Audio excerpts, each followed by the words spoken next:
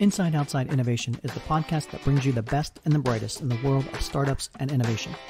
I'm your host, Brian Ardinger, founder of InsideOutside.io, a provider of research, events, and consulting services that help innovators and entrepreneurs build better products, launch new ideas, and compete in a world of change and disruption.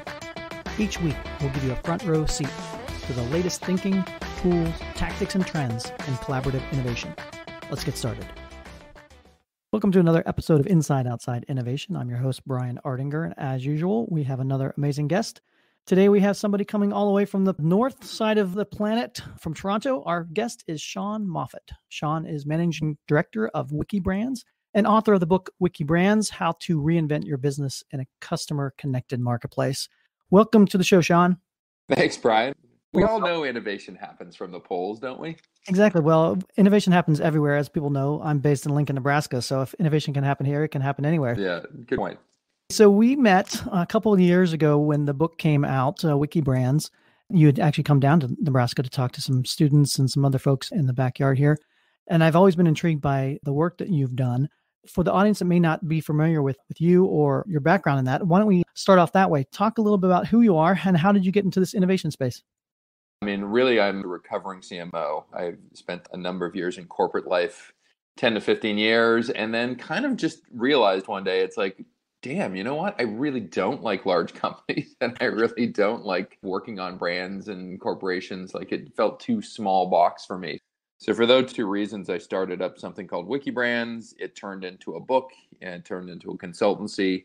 And really over the years, it's gone from my roots, which is much more brand and customer focused, to bolting on 4 or 5 different pieces of what I call the transformation arsenal: culture and talent, innovation, and kind of future proofing, technology and digital, and just good leadership and pivoting business models, that type of good stuff. I'd like to consider myself now the Swiss Army knife of innovation and transformation. Well, I think that's why a lot of the stuff that you've written about has kind of resonated with myself. It's the focus on the customer, the focus on digital community. A lot of these trends that we've seen for the last 8-10 years starting to come together are now really ratcheting up. So I'm interested to talk a little bit about what are some of the things that you've seen that are really changing the corporate landscape now, and what's kind of scaring folks out there to take on some of these new trends. If I was to boil everything that I've looked at over the last 6 months, and I've really intensified my focus on trying to figure out what's going on out there pragmatically, certainly one of them is the speed at which things are happening. It used to be the past was a really good predictor of the future.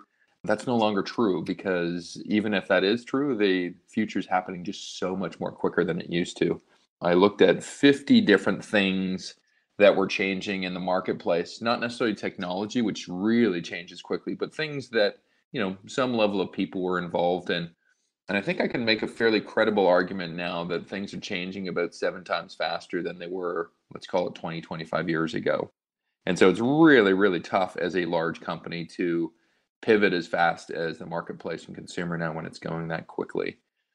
So I think that's one thing. And I think the other thing is you're obviously very cognizant and work with a lot of startups and scale-ups. Startups and scale-ups were really, really tough to build 20, 25 years ago. There were so many things set against you in terms of market forces, in terms of technology. That's no longer true. And if you actually look at the innovation space writ large, I just looked at searches, startup innovation versus corporate innovation. Mm-hmm. Just this year, there's more stuff being put out being called startup innovation versus corporate innovation. So certainly it's become a magnet for where people's interest lies if they become change motivated.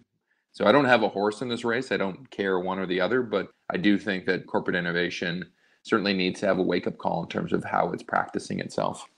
Yeah, I think more and more startups, they're finding their business model quicker, faster, and they're actually then in and of themselves move beyond the search phase to that scale phase, and they face the same challenges as they were trying to disrupt when they were a startup. So it's interesting to see how the back and forth and the collaborative space are happening in between startups and corporates. If you're, what we call a unicorn, I hate that word, but if you call what a unicorn is nowadays, it takes about 3, 4, maybe 5 years for a unicorn to actually happen. That's crazy in any way, shape, or form. And certainly, you asked about, is there anything that people are fearing or feeling threatened by? I think there's part of the corporate landscape that I think is just throwing up their hands and saying, we just can't compete. So we're Right. going to do what we can in the space that we have, and we'll see how long that lasts, which I think is, certainly a recipe for failure, but it's also just from a cultural standpoint. I've worked in companies that are both winning and losing. It's so much harder getting up in the morning and actually working in a culture that just feels like you're losing every day. So a couple of Absolutely. different reasons I've invested myself in the space of how do we take the unfair advantages that corporates have and leverage them? And similarly, how do they take a page out of the startup playbook and figure out how they can do their work better every day? Yeah, it does seem the success comes down to culture. It's not just the technology. And, you can name probably 30, 40, 50 technologies out there that in and of themselves, any one of them could be game changers, and yet they're all hitting at once. And so you have that particular type of pressure, but without the right culture around it to actually do something about it, you can be overwhelmed pretty quickly. So interesting. Even when I talk to the hardcore technology, what I'll call nerds, I Mhm. was delivering a presentation in India last month with a whole bunch of CIOs. And there was pretty much accepted recognition that culture eats strategy, innovation, and technology for breakfast 6 out of the 7 days of the week. It is interesting. If it was just a technology thing, we would probably have the speed of disruption happening even quicker. So, this messy thing called people that becomes part of the challenge in terms of leading any of this stuff. One of the reasons I wanted to have you on the podcast is I know that you're going to dig into this idea of corporate innovation and some of the trends that you're seeing out there with a new research study. And I saw that you were actively looking for participants and information and feedback on these particular topics. Why don't you tell the audience a little bit about what you're trying to do with this research project, and let's see if we can get some help on the way. Appreciate the ask to be on and being able to make people aware of this. So, a little bit of background, we do about 6 or 7 different marketplace insight and foresight studies every year. Certainly, our interest this year is being captivated by this difference between how startups approach things, how scale ups approach things, and how corporates approach things. We've already got startup research back. We will have scale up research. So, those companies that are probably between 15 to 500 people and maybe having 7 million in revenue plus, but aren't quite corporates yet. And then on this piece of research, the Corporate Innovation Playbook, we wanted to look at pragmatically how are corporates innovating and not necessarily produce another elegant model in how to look at things, because I think there's many good competing ones out there. But really, I guess one of our members that has helped us pull together the research summarized it well.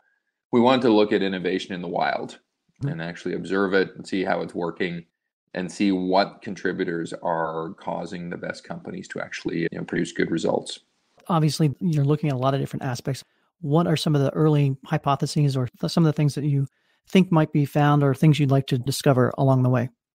I think one of them right out of the outset, and it's the first thing we ask in our interviews, it's the first thing that we ask in our survey, is how do you define innovation? Because the word innovation is almost like the word love. There's so many different connotations, whether it's you're using Horizons language and it's Horizon 1, 2, 3, if it's incremental, adjacent, breakthrough. So certainly our hypothesis coming in is when somebody says innovation, I don't think there's a recognized interpretation of what that means at the executive table or not.